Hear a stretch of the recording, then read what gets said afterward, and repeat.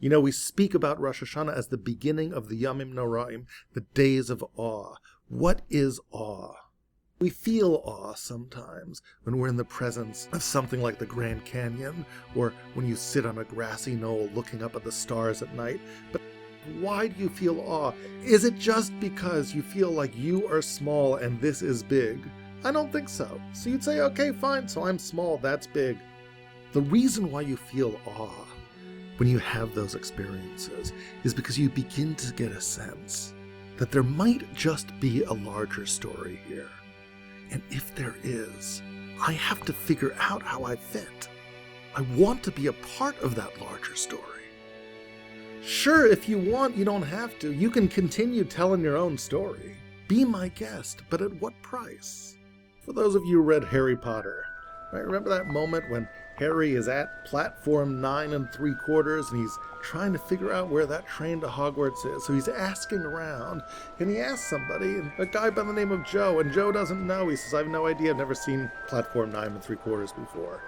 Imagine you're Joe. You have your life, you're doing your own thing, but imagine that one day you figure out you're part of J.K. Rowling's novel. There's a creator here. And there's a grand epic story. It's Harry Potter, and you just got bumped into and asked which way the train is. Now, in that moment of revelation itself, when you see the creator, you realize there's a story here.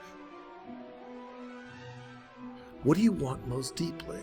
It's like you feel like petitioning the author and say, could I have a significant role in this story? I don't want to just be the guy who got bumped into to ask where the train is. How can I help? How can you take my life, my personality, my gifts, weave me into that story?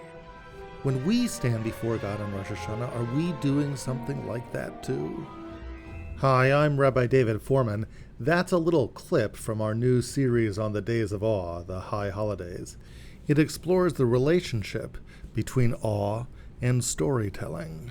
You and I have a story, and the Master of the Universe has a story too. How do these stories interact?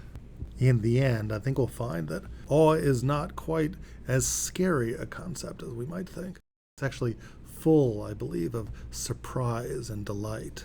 Click right over here and we can begin that adventure together.